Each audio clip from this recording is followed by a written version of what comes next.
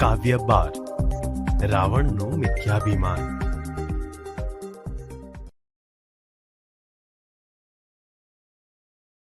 બાળ દોસ્તો, હવે આપણે કવિના જીવન વિશે પરિચય મેળવીએ.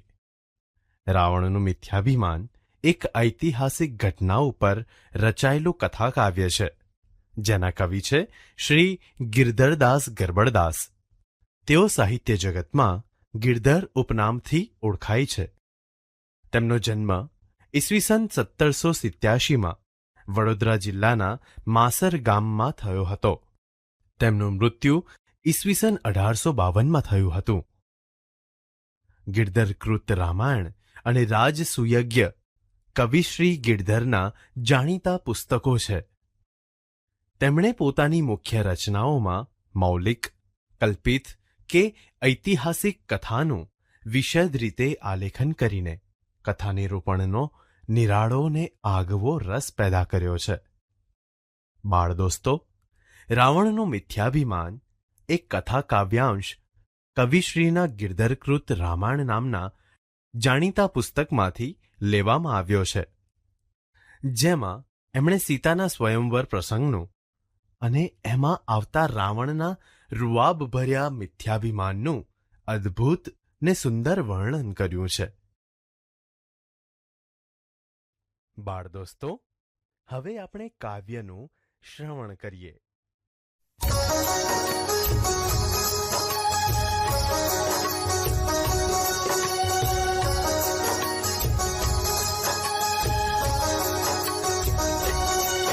અભિમાન કરીને બોલ્યો તે સમયે રાવણ રાજ, અલ્યા જનક તે શું પણ કર્યું છે કહે ઉજને યાદ. તવ વિદેહ ત્રંબક દેખાડ્યું રાવણને તત્કાળ, તે ચાપ ચઢાવે તેને કન્યા આરોપે વરમાં.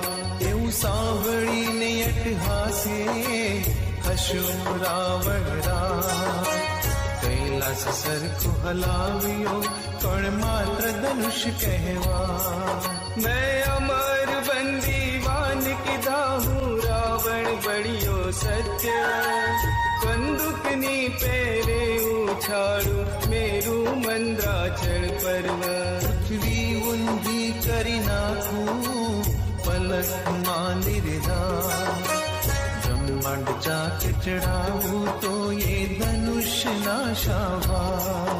એમ ઘણા વચન બોલી પછે ઉઠ્યો રાવણ રાજ, વસ્ત્રાભૂષણ સંભાળીને ધનુષ બની તેજા.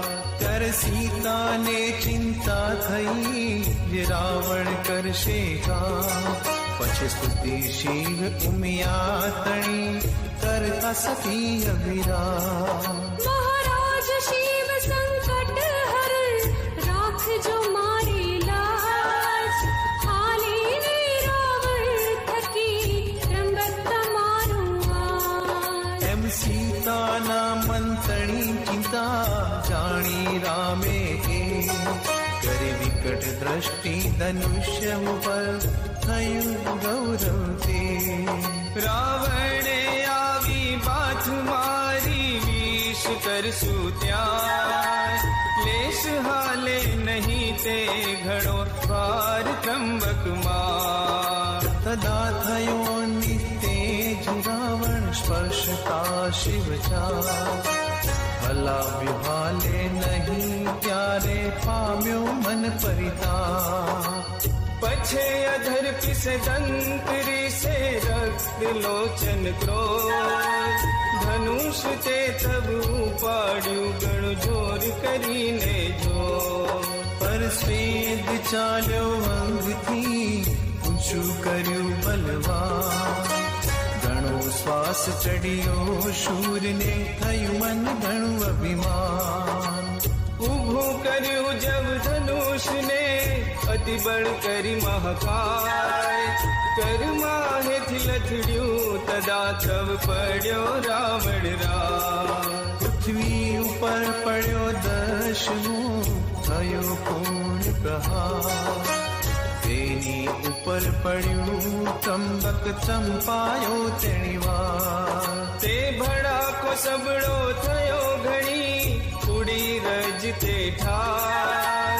રુધિર ચાલ્યું મુખ થકી કચર થયો નિર્ધાર. ઓકાર કરતો બોલ્યો તમે સુણો સર્વે જન, હું દબાયો છું મને કાઢો થાય પીડા તન. અરે જનક મુજને કાઢ વહેલો જશે મારા પ્રાણ. તો કુંભકર્ણ ઇન્દ્રજીત તુજને મારશે નિર્વાણ. ઉર્ભંગ કરશે અસુર તારું લેશે મારું વે. પામું નવો અવતાર જો જાવું જીવતો મુજગે. એમ તે સમય ચંપાયો રાવણ થયું દુઃખ અપાર. પૃથ્વી પર પડ્યો નિશિચર કરે મુખ પોકાર. પોકાર કરતો મુખી રાવણ પીડા પામે તન રે. ત્યારે સર્વ સભા સાંભળતા બોલ્યા જનક રાય વચન રે. જનક રાય વચન રે. જનક રાય વચન રે. જનક રાય વચન રે. બાળ દોસ્તો, હવે આપણે કાવ્ય પંક્તિઓ વાંચીને સમજીએ. અભિમાન કરીને બોલ્યો તે સમયે રાવણ રાજ. અલ્યા જનક, તે શું પણ કર્યું છે કહે મુજને આજ. સમજૂતી. રાજા જનકના દરબારમાં સીતાનો સ્વયંવર યોજાયો હતો. તે સમયે રાવણરાજ અભિમાન કરીને બોલ્યો, અલ્યા જનક, આજે તું મને કહે કે તે એવી કઈ પ્રતિજ્ઞા લીધી છે. તવ વિદેહે ત્ર્યંબક દેખાડ્યું રાવણને તત્કાળ. એ ચાપ ચઢાવે તેને કન્યા, આરોપે વરમાળ. સમજૂતી. તે જ વખતે જનક રાજાએ રાવણને ત્ર્યંબક નામનું ધનુષ્ય બતાવ્યું અને કહ્યું, આ ધનુષ્યને જે ઉઠાવશે અને એના પર ચાપ ચઢાવશે તે પુરુષને સીતા વરમાળા પહેરાવશે. એવું સાંભળીને અટ્ટહાસે હસ્યો રાવણ રાય. કૈલાસ સરખો હલાવ્યો, કોણ માત્ર ધનુષ કહેવાય. સમજૂતી. એવું સાંભળીને રાવણરાજ ખડખડાટ હસવા લાગ્યો અને સભા સમક્ષ પોતાના પરાક્રમો કહેવા લાગ્યો. કૈલાશ પર્વત જેવા અનેક પર્વતો મેં હલાવી નાખ્યા છે, આ તો માત્ર ધનુષ્ય કહેવાય. મેં અમર બંદીવાન કીધા, હું રાવણ બળિયો સત્ય. કંદુકની પેરે ઉછાળું મેરું મંદરાચળ પર્વત. સમજૂતી. અમર થયેલા દેવોને મેં બંદીવાન બનાવી કેદ કર્યા છે. મેરુ અને મંદરાચળ જેવા પર્વતોને મેં રમવાના દડાની જેમ ઉછાળ્યા છે. એટલે હું જ સાચો બળવાન છું. પૃથ્વી ઊંધી કરી નાખું પલકમાં નિર્ધાર. બ્રહ્માંડ ચાક ચઢાવું તો એ ધનુષના શા ભાર. સમજૂતી. આંખના પલકારામાં હું પૃથ્વીને પણ ઊંધી કરવાનો નિશ્ચય કરી નાખું છું. સમસ્ત વિશ્વને હું ગોળ ગોળ ફેરવી નાખું છું. તો આ ધનુષ્યનો ભાર કેવો? એમ ઘણા વચન બોલી પછે ઉઠ્યો રાવણ રાય. વસ્ત્રાભૂષણ સંભાળીને ધનુષ ભણી તે જાય. સમજૂતી. એ રીતે ઘણા પરાક્રમ ભર્યા વચનો બોલ્યા પછી રાવણરાજ ઊભો થયો અને પોતાના કપડાને ઘરેણા સરખા કરીને તે ધનુષ્યની તરફ જવા લાગ્યો. ત્યારે સીતાને ચિંતા થઈ, જે રાવણ કરશે કામ. પછે સ્તુતિ શિવ ઉમિયાતણી કરતા સતી અભિરામ. સમજૂતી. ત્યારે સીતાને ચિંતા થઈ કે જો રાવણ ધનુષ્ય ઉપાડી લેશે તો મારે તેને વરમાળા પહેરાવી પડશે. એટલે પછી સીતા મનોહર એવા શિવ પાર્વતીની સ્તુતિ કરવા લાગી. મહારાજ શિવ સંકટ હરણ રાખજો મારી લાજ. હાલે નહીં રાવણ થકી ત્રંબક તમારું આજ. સમજૂતી. દુઃખને હરનારા હે મહારાજ શિવ, મારું માન રાખજો. તમારું ત્ર્યંબક ધનુષ્ય આજે રાવણથી સહેજ પણ ખસે નહીં. એમ સીતાના મન તણી ચિંતા જાણી રામે કરી વિકટ દ્રષ્ટિ ધનુષ્ય ઉપર થયું ગૌરવ તે. સમજૂતી. એ રીતે રામે સીતાના મનની ચિંતા જાણીને પેલા ધનુષ્ય ઉપર તીક્ષ્ણ નજર ફેરવી. તેથી તેનું ગૌરવ વધી ગયું, એટલે કે તે ધનુષ્ય ભારે ખમ થઈ ગયું. રાવણે આવી બાથ મારી, વિષ કરશું ત્યાં, લેશ હાલે નહીં તે, ઘણો ભાર ત્ર્યંબકમાંય. સમજૂતી. ત્યાં રાવણે આવીને 20 હાથ જેટલી તાકાતવાળા પોતાના 2 હાથ વડે ત્ર્યંબક ધનુષ્યને બાથ ભીડી, પણ તે ધનુષ્યને હલાવતા તેમાં ખૂબ જ ભાર હોવાથી તે સહેજે ખસ્યું નહીં. તદા થયો નિસ્તેજ રાવણ, સ્પર્શતા શિવચાપ, હલાવ્યું હાલે નહીં, ત્યારે પામ્યો મન પરિતાપ. સમજૂતી. રાવણે જ્યારે શિવના ધનુષ્યનો સ્પર્શ કર્યો ત્યારે તે તેજ વગરનો થઈ ગયો. તેણે શિવધનુષ્યને હલાવવાનો ખૂબ જ પ્રયત્ન કર્યો, પણ તે સહેજે ખસ્યું નહીં. તેથી તેને મનમાં પ્રબળ ચિંતા થવા લાગી. પછે અધર પીસે દંત, રીસે રક્ત લોચન ક્રોધ, ધનુષ તે તવ ઉપાડ્યું, ઘણું જોર કરીને જોધ. સમજૂતી. પછી ગુસ્સામાં દાંતથી નીચલો હોઠ દબાવી લાલ ચોળ આંખોથી તે યોદ્ધાએ ઘણું જોર કરીને ધનુષ્ય ઉપાડ્યું. પરસ્વેદ ચાલ્યો અંગથી, ઊંચું કર્યું બલવાન, ઘણો શ્વાસ ચડ્યો શૂરને, થયું મન ઘણું અભિમાન. સમજૂતી. તેના શરીર પરથી પરસેવો વહેવા લાગ્યો. તેમ છતાં તેણે પોતાનું બળ વધાર્યું, પણ હવે તે શૂરવીરને ઘણો શ્વાસ ચડ્યો અને તેને મનમાં ઘણું અભિમાન થવા લાગ્યું.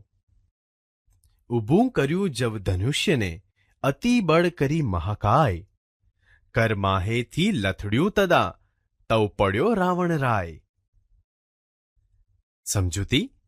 જ્યારે તેણે પૂરી તાકાતથી ધનુષ્યને ઊભું કર્યું ત્યારે તેના હાથમાંથી ધનુષ્ય સરી પડ્યું. ત્યારે રાવણરાજ પણ જમીન પર પછડાઈ પડ્યો.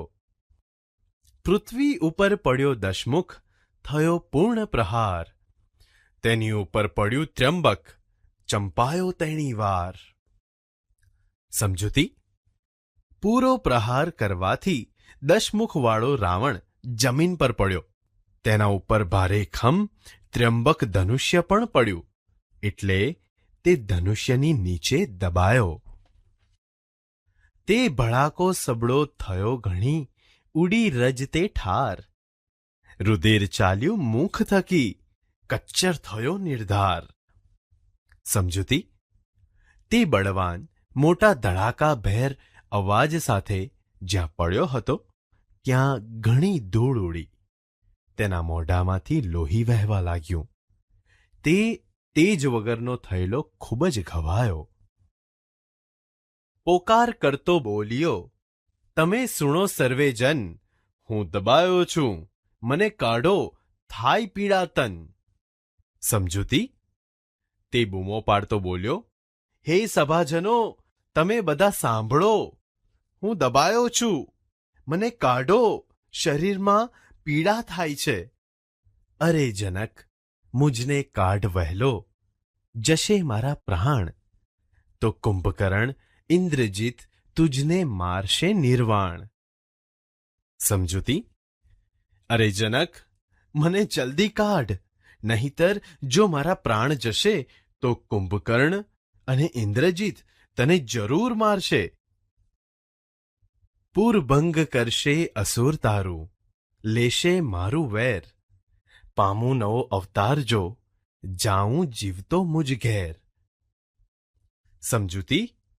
મારી શત્રુતાનો બદલો લેવા માટે રાક્ષસો તારા નગરનો નાશ કરશે, પણ જો હું નવો અવતાર પામીશ તો જીવતો મારે ઘેર જઈશ. એમ તે સમય ચંપાયો રાવણ, થયું દુઃખ અપાર. પૃથ્વી પર પડ્યો નિશિચર, કરે મુખ પોકાર. સમજૂતી. આમ આ રીતે રાવણ ધનુષ્ય નીચે દબાયો છે. તેને ખૂબ જ દુઃખ થાય છે. એટલે પૃથ્વી પર પડ્યો તે નિશાચર રાક્ષસ મુખથી બૂમો પાડી રહ્યો છે. પોકાર કરતો મુખે રાવણ, પીડા પામે તન રે. ત્યારે સર્વસભા સાંભળતા બોલ્યા જનકરાય વચન રે. સમજૂતી. ત્યારે તમામ સભાજનો સાંભળતા હોય તેમ જનકરાજ આ વચન બોલ્યા. રાવણ મુખથી બૂમો પાડી રહ્યો છે કે તેને શરીરમાં અસહ્ય પીડા થઈ રહી છે.